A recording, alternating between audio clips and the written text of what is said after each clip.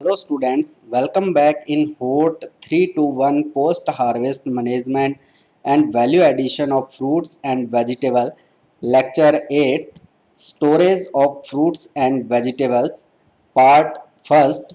In this lecture I will cover what is storage, the main objective of storage, the factor that should be kept in mind before starting crop storage, causes of poor condition and marketable life of fruits and vegetables during storage, factor affecting storage, methods of storage, in which traditional method of storage like in situ, pits, trenches, windbreaks. Let's start this topic. Storage. Storage improve the quality, usability of goods and also control the market glut. जो storage होता है, ठीक है, storage को हिंदी में अपने भंडारण कह देते हैं, ठीक है। तो भंडारण क्या करता है, इम्प्रूव द क्वालिटी, जो फल और सब्जी होती है उसकी गुणवत्ता को बढ़ाता है, उसकी यूजेबिलिटी मतलब उसका जो उपयोग करना होता है उसको बढ़ाता है, और जो मार्केट के अंदर एकदम से गलट हो जाता है, भरमार हो जाती है फल और सब्जियों की, जैसे ही तुड़ाई होती है उस गलट को कंट्रोल करता है, उसको नियंत्रित करता है, ठीक है। यानी कि अपने जैसे ही किसी चीज़ को हार्वेस्ट करते हैं, हार्वेस्ट का एक टाइम होता है पर्टिकुलर क्रॉप का, जैसे आलू का सीजन है तो आलू की खुदाई चल रही होती है, तो सारा का सारा आलू एकदम से मार्केट में ना पहुंच के वो कुछ हद तक स्टोरेज के अंदर चला जाता है, जिससे कि जो प्राइस होता है वो कंट्रोल में रहता है, वो ज़्यादा डाउन नहीं जाता, ठीक है, उसको कंट्रोल किया जा सकता है। इसके अलावा उसकी क्वालिटी को भी इम्प्रूव किया जा सकता है। स्टोरेज के अंदर अगर उसको ट्रीटमेंट दिया जाता है तो उसके बाद उसको लंबे टाइम तक और ज़्यादा लंबी उसकी शेल्फ लाइफ हो जाती है फ्रूट की और वेजिटेबल की। इसके अलावा उसकी यूजेबिलिटी को भी बढ़ाता है। यूजेबिलिटी को मतलब उसको ज़्यादा उपयोग किया जा सकता है, ठीक है। The main goal of storage is to control the rate of transpiration. जो मेन गोल होते हैं स्टोरेज के, यानी कि उसका उद्देश्य होते हैं, ठीक है, वो होता है एक तो ट्रांसपायरेशन, जो रेट होती है, ट्रांसपायरेशन मतलब उसकी स्किन से जो भी पानी का लॉस होता है वाष्पोत्सर्जन के थ्रू, तो उसको कंट्रोल करता है जो स्टोरेज। इसके अलावा रेस्पायरेशन, जो श्वसन होता है उसको भी कंट्रोल करता है। डिजीज़ एंड इंसेक्ट इन्फेस्टेशन, इसके अलावा जो बीमारियां हैं, जहाँ कोई कीटों का प्रकोप है, उन सबको कंट्रोल करता है। मेन जो उसका गोल होता है ये काम करना होता है, ठीक है, स्टोरेज का। Harvesting at proper maturity, post harvest disease control, atmospheric regulation, chemical treatment, irradiation, refrigeration, and controlled and modified environment can extend storage life. Harvesting at proper maturity, जो तुड़ाई है उसको एक निश्चित परिपक्वता में तोड़ना, जो परिपक्वता की एक कह लो कि एक स्टेज होती है, उस टाइम पे उनको तोड़ना। और पोस्ट हार्वेस्ट डिजीज़ का कंट्रोल करना, मतलब तुड़ाई के बाद उनके ऊपर जो बीमारियां लगती हैं उनका कंट्रोल। जब और इसके अलावा एटमॉस्फेरिक रेगुलेशन, एटमॉस्फेरिक रेगुलेशन मतलब उसके तापमान का और उसको कंट्रोल करना, यानी कि ज़्यादा तापमान है तो कम करना, उसको कम तापमान में रखना, या फिर जो इनका CO2 और O2 का लेवल होता है इसको कंट्रोल करना, ठीक है, एटमॉस्फेरिक लेवल इसके रेगुलेशन के अंदर आ जाता है। इसके अलावा केमिकल ट्रीटमेंट, जैसे कोई डिसऑर्डर है, स्प्राउटिंग, या फिर कोई जर्मिनेशन वाली समस्या है, या कोई ऐसा डिसऑर्डर है होता है जिसको केमिकली तरीके से ट्रीट करके बचाया जा सकता है, इनका यूज करके। इसके अलावा इरेडिएशन करके और रेफ्रिजरेशन करके, रेफ्रिजरेशन मतलब ठंडी जगह पे उसको रखकर, ठंडी जगह मतलब जहाँ कम तापमान होता है वहाँ पे रख के, इसके अलावा कंट्रोल और मॉडिफाइड एनवायरनमेंट करके इसकी स्टोरेज लाइफ को बढ़ाया जा सकता है, ठीक है। फल और सब्जियों की जो स्टोरेज लाइफ है उसको एक प्रॉपर टाइम पे तोड़कर उसमें जो पोस्ट हार्वेस्ट डिजीज होती है उनका कंट्रोल कर, उसके अलावा एटमॉस्फेरिक जो है एटमॉस्फेयर वातावरण है उसको नियंत्रित कर कर, और जो केमिकल उनसे ट्रीटमेंट करके, इरेडिएशन होता है विकिरणों का यूज करना, ठीक है, आगे स्टोरेज के अंदर अपने पढ़ेंगे। तो इरेडिएशन मतलब उसमें गामा किरणें, जैसे मैंने शायद पीछे वाले टॉपिक के अंदर अपने पोस्ट हार्वेस्ट हैंडलिंग के अंदर मैंने इसको कवर किया था, इरेडिएशन। जिसमें गामा रेज के थ्रू उनकी स्टोरेज लाइफ को बढ़ाया जाता है। जर्मिनेशन को भी या स्प्राउटिंग को भी ये कम कर देता है कि भाई फल और सब्जियां स्प्राउट नहीं होती स्टोरेज के अंदर, तो इरेडिएशन उसको कहते हैं। ठीक है, वो चीज़ का उपचार करके, इसके अलावा रेफ्रिजरेशन के अंदर रखकर, इसके अलावा कंट्रोल मॉडिफाइड एनवायरनमेंट करके अपने उसकी लाइफ को बढ़ा सकते हैं। ठीक है, स्टोरेज की the main goals of storage are, the main goal या फिर मेन ऑब्जेक्टिव क्या होते हैं स्टोरेज के, ठीक है, उद्देश्य क्या होते हैं। एक तो होता है slowing down biological activities without chilling injury. Slowing down biological activities मतलब जो बायोलॉजिकल एक्टिविटीज़ होती हैं, यानी कि कोई माइक्रो ऑर्गेनिज्म उनके ऊपर अगर ग्रोथ कर रहा है, जहाँ ये कह लो कि उसकी जो उपापचयी क्रियाएं होती हैं, या ये मान लो, ठीक है, चलो इसको अपने आगे वाले में कवर करेंगे, जो भी उसके अंदर कोई बायोलॉजिकल, यानी कि एक फल और सब्जी एक लाइव जिंदा होता है, ठीक है, तो उसमें जान रहती है, और जो तब तक उसमें क्रियाएं चलती रहती हैं, छुपापचाई क्रियाएं चलती रहती हैं जब तक वो बिल्कुल सनेसन तक नहीं पहुंचता, ठीक है, मरता नहीं है। तो उसमें उन क्रियाओं को स्लो करना, ठीक है, बिना चिलिंग इंजरी के, मतलब अपने अगर टेम्परेचर बहुत ज़्यादा कम पे रखते हैं, एकदम से किसी फल सब्जी को कम तापमान पे रख देते हैं, कुछ ऐसी सब्जियां होती हैं जो चिलिंग इंजरी से, ये कह रहे हो कि सेंसिटिव होती हैं, उनको रख देते हैं तो वो उनके ऊपर चिलिंग इंजरी हो जाती है, उनको कह लो कि एक तरीके से वो सब्जियां खराब हो जाती हैं अगर वो कम तापमान पे रखा जाता है। ठीक है, तो उनकी जो बायोलॉजिकल एक्टिविटीज़ हैं उनको स्लो करना, ठीक है, जैसे रेस्पायरेशन है, और इसके अलावा ट्रांसपायरेशन है, ठीक है, इन चीज़ों को कम करना। इसके अलावा slowing down the growth of micro organism, जो माइक्रो ऑर्गेनिजम्स हैं, जैसे कोई सूक्ष्म जीव उनके ऊपर ग्रोथ कर रहा है, उनको भी, उनकी वृद्धि को भी स्लो करना। ठीक है, slowing down the growth of micro organism, जो माइक्रो ऑर्गेनिजम्स उसके ऊपर ग्रोथ कर रहे होते हैं, जो बाद में हो सकता है डिके करें, उसको सड़ा दें फल को, तो उनकी ग्रोथ को भी स्लो करना। इसके अलावा मिनिमाइजिंग ट्रांसपायरेशन लॉस, और जो ट्रांसपायरेशन लॉस है, ट्रांसपायरेशन मतलब श्वसन सॉरी वाष्पोत्सर्जन, यानी कि त्वचा के ऊपर से पानी का लॉस होना, उसको मिनिमाइज करना, उसको कम से कम करना। स्टोरेज के 3 मेन गोल होते हैं। ठीक है, उसके बाद the factor that should be keeped in mind before starting crop storage are, जो फैक्टर जब अपने किसी फसल को स्टोरेज के अंदर रखते हैं तो कौन कौन से जो कारक हैं अपने को ध्यान में रखने चाहिए। ठीक है, स्टोर करते हैं, भंडारित करते हैं, तो उस समय कौन कौन सी जो कारक हैं ध्यान में रखने चाहिए। पहला है knowledge of appropriate storage conditions, जो स्टोरेज कंडीशंस हैं, यानी कि हो सकता है कि आपको कितना उसमें टेम्परेचर रखना है, कितना आपको उसके अंदर ऑक्सीजन का लेवल और कार्बन डाइऑक्साइड का लेवल रखना है, उसकी आपको पूरी जानकारी होनी चाहिए।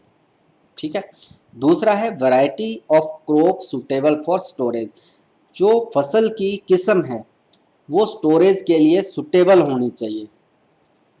ठीक है भाई, अगर भंडारित करनी है तो किस्म भंडार की जाने वाली होनी चाहिए, कि भंडारित की जा सकने वाली होनी चाहिए। ठीक है, दूसरा है availability of suitable storage facilities. तीसरा मेन है कि भाई जो सुटेबल स्टोरेज फैसिलिटीज़ है, भाई अपने को टेम्परेचर कम करना है, तो कम करने के जो जंतर है, जैसे कोई रेफ्रिजरेशन वाली सिस्टम लगाना है, या फिर अपने उसको वैक्यूम स्टोरेज के अंदर रख रहे हैं तो वैक्यूम पंप है, जो ऐसी जो सुविधाएं हैं, फैसिलिटीज़ हैं, वो उपलब्ध होनी चाहिए। चौथा है अवेबिलिटी ऑफ एप्रोप्रिएट मैनेजमेंट, और इनका जितने भी जो साधन हैं, ठीक है, इनका ढंग से मैनेजमेंट प्रबंधन करना भी जरूरी है, अवेलेबल होना चाहिए, मतलब उनका ढंग से प्रबंधन कर सकने होना चाहिए। ठीक है, फिर है causes of poor condition and marketable life of fruits and vegetable during storage, जो कौन कौन से कारण होते हैं कि जो पुअर कंडीशंस या फिर मार्केटेबल लाइफ जो शॉर्ट हो जाती है फलों और सब्जियों की, उसके स्टोरेज के अंदर, फ्रूट्स और वेजिटेबल के, जहाँ फिर वो कारक जो फल और सब्जियों की भंडारण के दौरान ये कह लो कि पुअर कंडीशन और कम लाइफ के कारण होते हैं, यहाँ कह लो। ठीक है भाई, भंडारण के अंदर फल और सब्जियां रख दी पर वो खराब हो जाए, जहाँ उनकी मार्केट लाइफ ज़्यादा लंबी ना बने, ये कौन कौन से ऐसे कारण हैं? पहला है lack of moisture. Lack of moisture से मतलब है नमी की कमी हो जाना। अब स्टोरेज कई बार क्या होता है, कई ऐसे स्टोरेज टाइप हैं जिनके अंदर नमी कम रखी रहती है उनके अंदर, स्टोरेज के अंदर, तो नमी कम होने के कारण उसमें जो फल और सब्जियां स्टोर की जाती हैं वो ड्राई हो जाती हैं, जल्दी मुरझा जाती हैं। ठीक है, तो मॉइस्चर की कमी होना भी एक स्टोरेज लाइफ को ख़त्म करने वाली बात है कि स्टोरेज लाइफ उसकी ख़त्म हो जाती है उसके बाद। इसके अलावा loss of storage energy like carbohydrate, जो एनर्जी होती है फल के अंदर, ठीक है, एनर्जी फल के अंदर जरूरी होती है कि उसमें श्वसन क्रियाएं और ऐसी क्रियाएं चलती रहे, उनके अंदर कमी आ जाना, जैसे कार्बोहाइड्रेट है उसके अंदर कमी आ जाना। या फिर लॉस ऑफ अदर फूड्स, जो अदर उसके अंदर विटामिन है, मिनरल है, उनका डिकम्पोजिशन हो जाना, ये भी लॉस के अंदर आता है, पुअर कंडीशन के अंदर आ जाता है फल सब्जी की। इसके अलावा physical damage caused by insect disease attack, हमने अगर ढंग से भंडारण नहीं करते, उसके अंदर कोई इंसेक्ट है, डिजीज का प्रकोप हो जाता है भंडारण के अंदर ही, तो उसके कारण भी आपकी क्वालिटी खराब हो सकती है, यानी कि मार्केटेबल लाइफ खराब हो सकती है फल सब्जी की। इसके अलावा loss of quality from physical disorders, जो क्वालिटी का लॉस है, फिजिकल डिसऑर्डर जो भौतिक विकार होते हैं उनके कारण हो जाना, जैसे बड़े बड़े चीज़ किसी के अंदर स्प्राउटिंग स्टार्ट हो जाना, जैसे आलू के अंदर, ऑनियन, जिंजर के अंदर, गार्लिक के अंदर स्टार्ट हो जाती है। ठीक है, इसके लिए प्रॉपर ट्रीटमेंट करके उनको भंडारित किया जाता है। इसके अलावा सीड का जर्मिनेशन होना स्टार्ट हो जाना, कोई बीज रखे हुए हैं उनका जर्मिनेशन होना। इसके अलावा रूटिंग स्टार्ट हो जाना किसी के अंदर, अगर ह्यूमिडिटी ज़्यादा रहती है वहाँ पे, तो उसके कारण क्या होता है कि कई बार कोई चीज़ रखी हुई है, ठीक है, उनके अंदर जड़ें बनना स्टार्ट हो जाती हैं। या फिर फाइबरनेस हो जाना, जैसे एस्पेरेकस है, क्योंकि कुछ सब्जियां अगर उसको स्टोर की जाती हैं तो वो हार्ड हो जाती हैं, कठोर हो जाती हैं, तो उनमें फाइबर बनना स्टार्ट हो जाते हैं, रेशे बनने स्टार्ट हो जाती हैं, जैसे एस्पेरेकस शतावर के अंदर बनने स्टार्ट होते हैं। इसके अलावा toughening due to high temperature beans and sweet corn. Toughening मतलब हार्ड हो जाना, कठोर हो जाना, नमी की कमी हो जाना, अगर ज़्यादा तापमान रहता है बीन्स के अंदर, ठीक है, यानी कि जो लेग्यूम फसलें होती हैं उनके अंदर, ठीक है, तो वो हार्ड हो जाते हैं, उनके दाने हार्ड हो जाते हैं। जो स्वीट कॉर्न, जो स्वीट कॉर्न होती है उसके अंदर भी ऐसी ही समस्या आती है। ठीक है, फैक्टर अफेक्टिंग स्टोरेज, कौन कौन से कारक हैं जो स्टोरेज को प्रभावित करते हैं? एक है टेम्परेचर, मेन टेम्परेचर है, क्योंकि अपने जब स्टोरेज स्टार्ट करते हैं उसमें टेम्परेचर को कंट्रोल किया जाता है, उसको ज़्यादातर कम तापमान पे फल और सब्जियों को स्टोर किया जाता है, तो टेम्परेचर एक मेन कारक है। ठीक है, ये प्रभावित करता है फल और सब्जियों की उनकी लाइफ को। दूसरा है रिलेटिव ह्यूमिडिटी, उस स्टोरेज चैम्बर के अंदर कितनी ह्यूमिडिटी है। जनरली 80+ ही रखी जाती है, 80% से ज़्यादा ही ह्यूमिडिटी रखी जाती है ज़्यादातर स्टोरेज के अंदर, कि फल सब्जियां सूखने से बच जाए। ठीक है, और अगर बहुत ज़्यादा भी नहीं रखी जाती जिससे वो गल जाए। ठीक है, एयर वेलोसिटी, जो उसके अंदर हवा प्रवाहित हो रही है उसकी वेलोसिटी भी प्रभावित करती है जो स्टोरेज की गई कमोडिटी को। ठीक है, एटमॉस्फेरिक कंपोजिशन, जैसे कार्बन डाइऑक्साइड, ऑक्सीजन का लेवल है, ये भी उस कमोडिटी को प्रभावित करता है, क्योंकि अगर कार्बन डाइऑक्साइड ज़्यादा रहती है वातावरण में और ऑक्सीजन कम रहता है लेवल, ठीक है, तो फल और सब्जियां देरी से पकती हैं, धीरे धीरे पकती हैं, और उनमें ग्रीन कलर भी बना रहता है। और जैसे ही ऑक्सीजन की कंसंट्रेशन बढ़ जाती है और कार्बन डाइऑक्साइड का लेवल कम हो जाता है 1% से, तो फल सब्जियां जल्दी जल्दी पकना स्टार्ट हो जाती हैं और जल्दी ख़राब होती हैं, अगर पकती भी जल्दी और ख़राब भी जल्दी होती हैं। ठीक है, इसके अलावा लाइट, जो उसके अंदर प्रकाश आ रहा होता है वो भी जितनी भी फल और सब्जियां होती हैं उनको प्रभावित करता है। इसके अलावा स्टोरेज ऑपरेशन, स्टोरेज ऑपरेशन से मतलब है कि आपने उसको किस प्रकार से भंडारण के अंदर हैंडल कर रहे हो, मतलब कितने टाइम में आप ये कह लो कि कब उसका टेम्परेचर कंट्रोल करते हो, ऑटोमेटिक टेम्परेचर कंट्रोल हो रहा है, जहाँ आप उसको मैनुअली कर रहे हो, कितनी आप उसकी ह्यूमिडिटी मेंटेन कर रहे हो, टाइम पे मेंटेन कर रहे हो, जहाँ कुछ टाइम निकल जाता है उसके बाद मेंटेन कर रहे हो, जहाँ आपने जो पैकेज उसके अंदर रखे हैं, जिसके अंदर आपने प्री पैकेजिंग की है स्टोरेज के अंदर फलों और सब्जियों की, वो किस प्रकार की है, किस प्रकार से उसका आप क्या उन चीज़ों का आपने स्टोरेज के अंदर ढेर लगा के रखा है, जहाँ आपने उसको एक रैक बना के रखा है, या फिर उसमें आपने पैलेट सिस्टम यूज़ किया है। ठीक है, स्टोरेज ऑपरेशन भी उस चीज़ को प्रभावित करते हैं। मेथड्स ऑफ स्टोरेज, जो इसकी मेथड्स हैं, स्टोरेज की विधियां हैं या प्रकार हैं, वो there are mainly two types of storage, that is traditional method and advance method. दो प्रकार के स्टोरेज मेथड होते हैं, भंडारण की दो प्रकार की विधियां होती हैं, जो दो प्रकार के भंडारण होते हैं।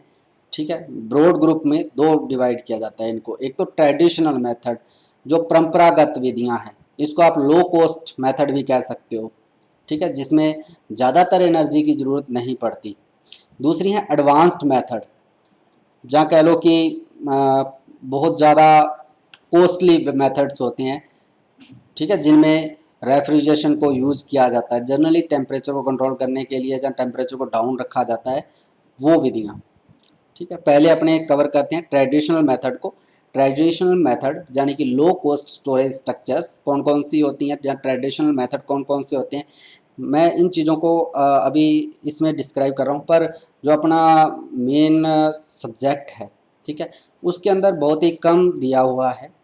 पर याद रखना, कई बार क्या होता है कि जैसे मैं अभी छोटे छोटे जैसे इन सीटू ये चीज़ें मैं कवर करूँगा, वो चीज़ें आपको कभी कभी डेफिनेशन में पूछी जा सकती हैं। वो डेफिनेशन में पता लिख देता है, क्योंकि उसने ये नहीं पढ़ा होता कि उसकी आपको 4-5 टाइप ही पूछे हैं, जैसे हाइपोबेरिक स्टोरेज है, कंट्रोल एटमॉस्फेरिक है, मॉडिफाइड एटमॉस्फेरिक स्टोरेज है, सेलर है। 4-5 ही आपको सिलेबस के अंदर दी हुई हैं, पर आप सारी की सारी आपको पढ़नी जरूरी है, क्योंकि वो ये कह दिया कि उसने ट्रेडिशनल मेथड्स लिखो, तो आप एक दो तो नहीं लिख सकते, आप कम से कम 4-5 के बारे में वर्णन करोगे।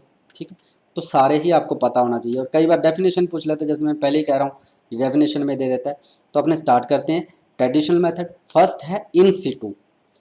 इन सिटू मतलब यथावत कह लो, जहाँ उसी जगह पे। In this method of storage fruits and vegetables, the crop is not harvested until it is needed। ये कह लो कि इस भंडारण की विधि के अंदर फल और सब्जियों को उस समय तक नहीं तोड़ा जाता जब तक कि उनकी आवश्यकता नहीं होती। ठीक है, यानी कि कुछ सब्जियां ऐसी होती हैं जिनकी हार्वेस्टिंग को डिले किया जा सकता है। ज़्यादातर रूट क्रॉप्स जैसे पोटैटो, कसावा है, इनको अगर फील्ड में भी छोड़ दिया जाता है कुछ टाइम तक, ऊपर से काट के उनको फील्ड में छोड़ दिया जाता है, तो वो फिर भी सही सलामत पड़ी रहती है, ज़मीन के अंदर भी सही सलामत पड़ी रहती है कुछ टाइम तक। उनकी हार्वेस्टिंग को डिले किया जा सकता है। इसी विधि को इन सिटू कहते हैं। मतलब मान लो कि एक खेत है मेरा, अब मार्केट में एकदम से गलत आएगा। ठीक है, तो मैं क्या करता हूँ, उसको फील्ड में ही पड़े रहने देता हूँ सब्जी को, और ऊपर से मतलब उसके पत्ते मैंने अगर मेरा जी करता है तो डी हार्मिंग कर दे दूँगा। ठीक है, नहीं करनी तो भी कोई बात नहीं, अंदर पड़ी हुई है फसल मेरी, स्टोर सेफ पड़ी हुई है, वो गलेगी नहीं ज़मीन के अंदर। ठीक है, डिले कर सकता हूँ। इसे इन सीटू स्टोरेज कहा जाता है।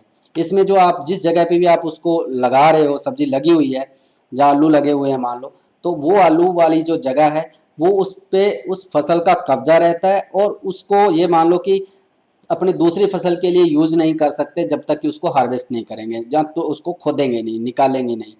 ठीक है, एक थोड़ा सा डिसएडवांटेज है कि अपने नेक्स्ट फसल नहीं ले सकते उस फील्ड के अंदर। ठीक है, in cold climate the crop में सफर चिलिंग इंजरी। अगर कम तापमान रहता है कभी कभी, ठीक है, हो सकता है कि चिलिंग इंजरी हो जाए। कम तापमान के कारण आप हो सकता है कि उसका जो सुटेबल टेम्परेचर है उस पर फसल पड़ी हुई है, और उसके बाद टेम्परेचर कम आने वाला है, आपने उसको अभी हार्वेस्ट नहीं किया, तो कम तापमान के कारण उसमें चिलिंग इंजरी हो सकती है। Some conditions commodities develop unwanted fibres and starches. और कुछ जो कमोडिटीज होती हैं उनके अंदर फाइबरस हो जाती हैं वो। ठीक है, उनमें फाइबर बन जाते हैं, वो कठोर हो जाती हैं, हार्ड हो जाती हैं, जैसे कसावा है। इसके अलावा उसमें स्टार्च, एक्स्ट्रा स्टार्च डेवलप हो जाता है।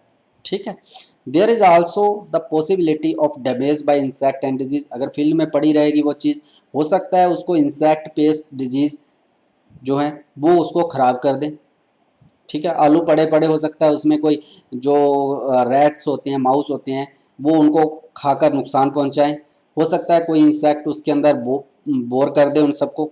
हो सकता है कोई बीमारी उसको लग जाए, फील्ड के अंदर ही वो ख़त्म हो जाए। ठीक है, ऐसी कंडीशन हो सकती है। सेकंड मेथड है सैंड और कोयर। ठीक है, बहुत ही पुराना एक सिंपल सा मेथड है, कई बार घर पे भी देखा होगा।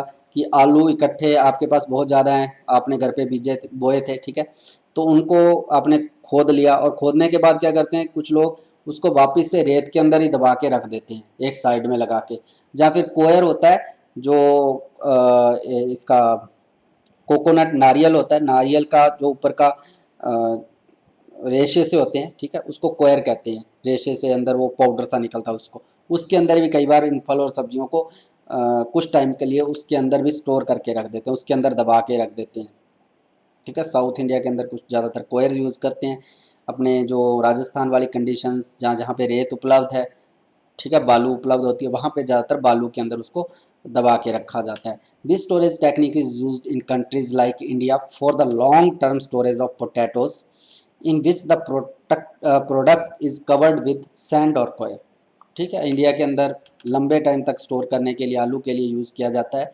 जिसमें जो भी प्रोडक्ट होता है जैसे आलू है उसको सैंड से या कोयर से कवर कर दिया जाता है, मतलब ढेर लगा के उसके ऊपर मिट्टी डाल देते हैं, बालू डाल देते हैं, रेत, ठीक है, मिट्टी ने रेत। फिर है पिट्स और ट्रेंच, थर्ड विधि पिट और ट्रेंच। पिट मतलब गड्ढे और ट्रेंच मतलब नालियाँ। इसके अंदर करते क्या, मैं पहले एक्चुअल में बता देता हूँ। एक जैसे आपका खेत है, ठीक है, खेत की एक साइड जहाँ पे भी ऊंचाई हो, थोड़ा ऊंची जगह हो, वहाँ पे एक नाली खोद ली जाती है उसी खेत के अंदर जहाँ पे आपकी फसल लगी हुई है, और उसके अंदर फलों और सब्जी यानी कि जो सब्जियाँ होती हैं, ज़्यादातर ऐसी जो विधियाँ हैं जिनमें खड्डे खोदना, ज़मीन में दबाना, ज़्यादातर जो रूट वाली फसलें होती हैं उनके लिए यूजफुल होती हैं, ठीक है। फलों के लिए इतना ज़्यादा यूज़ नहीं किया जाता क्योंकि फल ख़राब हो जाते हैं, तो उनको क्या करते हैं उसके अंदर खड्डों के अंदर कुछ टाइम के लिए दबा दिया जाता है, उस खड्डों के अंदर डाल के उसके ऊपर थोड़ी पुआल बिछाकर उसके नीचे दबा देते हैं, उसमें वेंटिलेशन के लिए जगह भी रख देते हैं कि वो श्वसन कर सके। तो देखते हैं कैसे। दीज आर पिट्स और ट्रेंचेस दग 1 to 1.5 metre deep on an elevated or high edge of the same field, especially in areas with high rainfall where the crop has been grown, ठीक है। जिस जगह पे फसल उगाई गई है उसकी जो उस खेत की जो ऊंची जगह होती है, ऊंचा किनारा होता है, ठीक है, स्पेशली जहाँ पे ज़्यादा बरसात होती है उन क्षेत्रों में ऊंची जगह को चुनाव किया जाता है, ठीक है। वहाँ पे लगभग 1 से 1.5 मीटर गहरा खड्डा या फिर नाली खोद ली जाती है। Straw or other organic material is laid in the pit or trench and the crop is stored, then covered with a layer of organic material followed by a layer of soil. उसके अंदर क्या करते हैं कि नीचे ज़मीन के अंदर मतलब खड्डा खोद लिया, जहाँ नाली बना लिया आपने, उसके अंदर एक लेयर ऑर्गेनिक मैटेरियल, जहाँ फिर कह लो कि एक तरीके की भूसा या पुआल बिछा देते हैं नीचे कि वो सॉफ्ट रहे, मिट्टी के टच में ना आए, जो भी आप कोमोडिटी या सब्जी डालोगे उसके अंदर वो ज़मीन के टच में सीधी ना आए, ठीक है। तो और ऊपर से ढेर लगा देते हैं, ढेर लगाने के बाद उसके ऊपर एक और लेयर डाल देते हैं उसी की जो मटेरियल आपने नीचे डाला था, स्ट्रॉ या फिर ऐसा ही आपका जो है उसको डाल देते हैं मैटर को, ऑर्गेनिक मटेरियल को, उसके ऊपर फिर से वापस एक लेयर मिट्टी की चढ़ा देते हैं, ठीक है। कुछ इस प्रकार से बीच में आलू पड़े रहते हैं ट्रेंच के, और ऊपर और नीचे उसको पुआल से ढक देते हैं, फिर ऊपर मिट्टी की एक लेयर से उसको कवर कर दिया जाता है, ठीक है। उसका holes are made along with the pit pipes at the top for air movement as lack of ventilation can lead to crop rot. उसके अंदर मतलब आपने मिट्टी में दबा दिए, बिल्कुल बंद कर दिया, अगर उसके अंदर हवा नहीं जाएगी, उसका वेंटिलेशन नहीं होगा प्रॉपर उस कमोडिटी का, तो वो गलना स्टार्ट हो जाएगी उसके अंदर। तो प्रॉपर वेंटिलेशन बनाए रखने के लिए उसके अंदर पाइप्स से हॉल कर दिए जाते हैं, जहाँ कह दो कि उसके अंदर पाइप्स लगा दिए जाते हैं जिनसे उसके अंदर ऑक्सीजन जो है अंदर जा सके, और जो भी उसके अंदर कार्बन डाइऑक्साइड बन रही है उसका लेवल कंट्रोल में रहे, ठीक है। अच्छा वेंटिलेशन, हवादार हो सके, वो जो भी आप उसका खड्डा बना रहे हो वो हवादार हो सके अंदर से, क्योंकि ऊपर से तो अपने उसको कवर कर दिया मिट्टी और पुआल से, ठीक है। This method is suitable for the storage of ginger. जो ये विधि है ज़्यादातर जो अदरक होता है उसके स्टोरेज के लिए सुटेबल होती है। This method is not suitable for high humidity demanding fruits and leafy vegetable as high humidity cannot be maintained in it। ये ज़्यादातर विधि है जो जहाँ पे भी ज़्यादा ह्यूमिडिटी की ज़रूरत होती है जिन फसलों के, जैसे सब फल है और जहाँ फिर पत्तेदार सब्जियाँ होती हैं, उनके लिए अच्छी नहीं है, ठीक है, क्योंकि इसमें ज़्यादा ह्यूमिडिटी अपने मेंटेन नहीं कर सकते अंदर। Stored item can not be repeatedly checked for decay etcetera. जो स्टोरेज आइटम होती है उनको अपने बार बार ये चेक करने के लिए तो खड्डा नहीं खोद सकते कि भाई उसमें आपकी कहीं गलना स्टार्ट ना हो गई हो सब्जी और फल। ठीक है, तो ये एक इसकी ड्रॉबैक्स भी है। ठीक है, ये कह लो कि एक डीमेरिट्स है। उसके अलावा है नेक्स्ट अपना क्लैंप्स। क्लैंप्स क्या होते हैं? This has been a traditional way of storage of potatoes, cassavas etcetera. ये भी एक ट्रेडिशनल परंपरागत मेथड है। पोटैटो यानी कि आलू, और कसावा, कसावा भी एक ट्यूबर क्रॉप है, याद रखना, मैं बताना भूल गया था। कसावा साउथ के अंदर होता है। ठीक है, मैनी हॉट एस्कुलेंटा शायद तक इसका बुक निकल नेम है, मेरे अभी थोड़ा ध्यान में नहीं। तो एक्सेट्रा जो भी ये फसलें ऐसी ट्यूबर वाली फसलें होती है, जनरली उनके लिए स्टोरेज यूज किया जाता है। In some parts of the world such as Great Britain, जैसे विश्व के कुछ भाग के अंदर, जैसे ग्रेट ब्रिटेन है, वहाँ पे ज़्यादातर ये ट्रेडिशनल मेथड है पोटैटोज और कसावा को स्टोर करने का।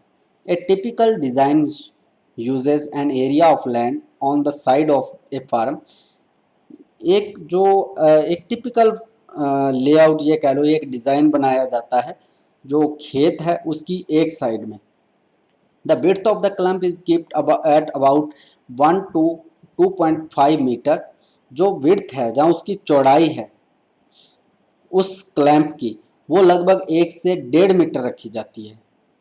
सॉरी, 1 से 2.5 मीटर तक रखी जाती है उसकी चौड़ाई नीचे से। जब मैं इसको एक बार आपको एक सिंपल मेथड बता दूं तो ये होता है कि एक तरीके से आलू को ढेर लगा देना, एक तिकोना ढेर लगा देना, और फिर जैसे अपने खड्डे में दबाया था सेम प्रोसीजर सेम ही रहता है।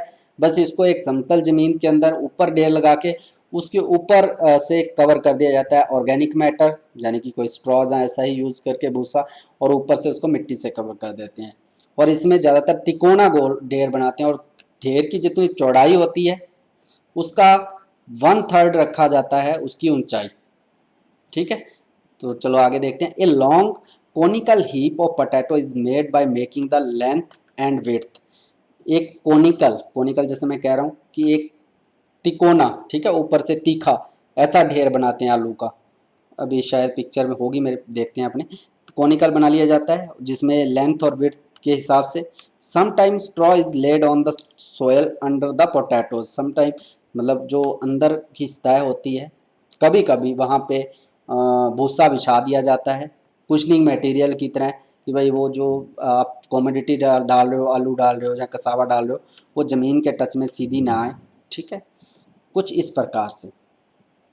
ठीक है, पिक्चर दिखाई दे रही होगी। इसमें नीचे जो गोल गोल दिखाई दे रहे हैं ये पोटैटोज़ हैं। फिर उसके ऊपर एक इनने कह लो कि बीच में जो बीच वाली है थिक लेयर है स्ट्रॉ की है, लगभग 150 से 200 mm मोटी। फिर उसके बाद एक प्लास्टिक शीट डाली है। वैसे प्लास्टिक शीट डालो ना डालो वो ज़रूरी नहीं है।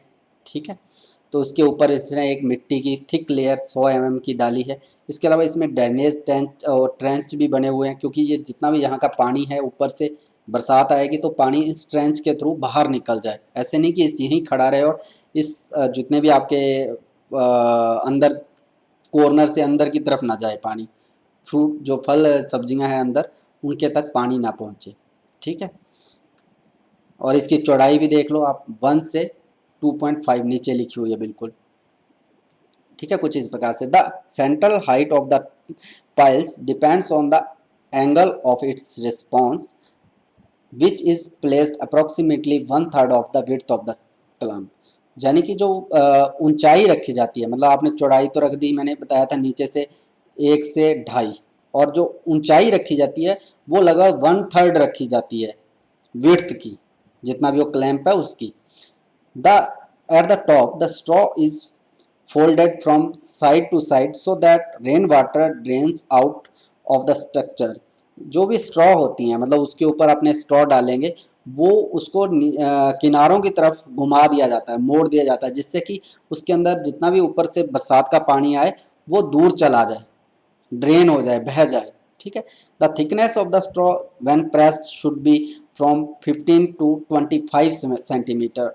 और जो स्ट्रॉ डाली जाती है यानी कि आलू डाल दिए, तिकोने ढेर लगा दिया, उसके ऊपर एक स्ट्रॉ की जो डाली जाती है उसको अगर प्रेस किया जाए, ठीक है, कंप्रेस किया जाए, तो लगभग 15 से 25 सेंटीमीटर मोटी वो लेयर होनी चाहिए आपकी, जो भी आप उसके ऊपर स्ट्रॉ डाल रहे हो। आफ्टर 2 वीक्स, लगभग 2 सप्ताह बाद, the clump is covered with a layer of soil 15 to 20 centimetre thick, but this may vary depending on the climate. उसके बाद 2 सप्ताह बाद एक मिट्टी की 15 से 20 सेंटीमीटर मोटी उसके ऊपर एक परत चढ़ा देते हैं। वे वैसे डिपेंड करती है क्लाइमेट कंडीशन के ऊपर, जो वहाँ की क्लाइमेटिक कंडीशन है, कितनी मोटी आपको वो परत उसके ऊपर चढ़ानी है, ठीक है, वो क्लाइमेट के ऊपर डिपेंड करती है। उसके बाद यील्ड में dry out due to low relative humidity, larger heap can result in greater chance to rot. जो उपज होती है उसके कम नमी के कारण कह लो कि ड्राई होने का, सूखने का डर बना रहता है, ठीक है, कि भाई हो सकता है कि वो सूख जाए कम ह्यूमिडिटी के कारण। अंदर ह्यूमिडिटी तो अपने कंट्रोल नहीं कर रहे। इसके अलावा बहुत बड़ा, जितना ज़्यादा बड़ा हीप होगा उसमें ज़्यादा चांस रहेंगे ज़्यादा गलने के। अगर अपने उसकी लंबाई चौड़ाई ज़्यादा चौड़ा, सॉरी, ज़्यादा ऊंचा ढेर लगाते हैं या फिर बहुत ही चौड़ा ढेर लगाते हैं तो उसके गलने के चांस ज़्यादा रहते हैं। बीच वाले जितने भी पोटैटोज होते हैं वहाँ पर प्रॉपर वेंटिलेशन नहीं हो पाता, तो वहाँ पे गलने की संभावना बनी रहती है। नेक्स्ट है विंड ब्रेक्स। विंड ब्रेक्स भी जनरली ब्रिटेन जैसी जगहों पे ये बनाया जाता था कि जो ऑनियन है उनको स्टोर करने के लिए, ठीक है। इसकी भी पिक्चर आपको मैं आगे दिखाऊंगा, पता चल जाएगा। Wind breaks are created by driving wooden poles into the ground in 2 parallel rows spaced about 1 metre apart. इसमें विंड ब्रेक्स कैसे क्रिएट करते हैं, चलो मैं इसको पहले आपको पिक्चर दिखाता हूँ, ज़्यादा क्लियर हो जाएगा। कुछ इस प्रकार से, ठीक है, एक साइड है ये, तो वैसे ये चौड़ाई में है, ठीक है, ये आपने बहुत जगहों पे देखा हुआ होगा। तो इसमें प्याज इस प्रकार से ग्रेट ब्रिटेन के अंदर बनाए जाते थे। पहले ये लकड़ी के बनाए जाते थे, अब तो ये सीमेंटेड, जिसमें आपको दिखाई दे रहा है इसमें लोहे के लगे हुए हैं पाइप, ठीक है, पर पहले ये लकड़ी के बने हुए होते थे ऐसे ही। तो विंड ब्रेक के अंदर क्या करते हैं कि 2 रो के अंदर वुडन पोल लगाए जाते हैं लगभग 1 मीटर की चौड़ाई के ऊपर, एक दूसरे से 1 मीटर की दूरी पर, at a height of about 30 centimetre from the ground. A wooden platform is made between the poles, often made of wooden planks. उसके अलावा ज़मीन से लगभग 30 सेंटीमीटर की ऊंचाई के ऊपर एक लकड़ी से एक प्लेटफार्म तैयार किया जाता है, ठीक है। उन जो पोल लगाए हैं आपने उनके बीच में एक प्लेटफार्म, नीचे ज़मीन से 30 सेंटीमीटर ऊंचाई पर एक प्लेटफार्म बना देते हैं, ठीक है। जो फट्टे होते हैं वुडन के, लकड़ी के फट्टे होते हैं, उनसे बनाते हैं वो।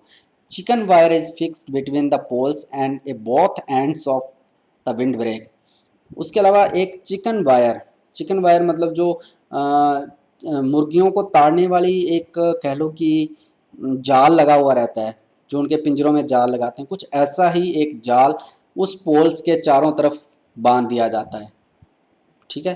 यानी कि वो नेट लगा देते हैं चारों तरफ, उसके बीच में, पोल के बीच में, दीवार की जगह कह लो, जहाँ पे अपने को दीवार करनी होती है एक कमरा बनाने के लिए, वहाँ पे अपने उसके अंदर नेट लगा दी चारों तरफ।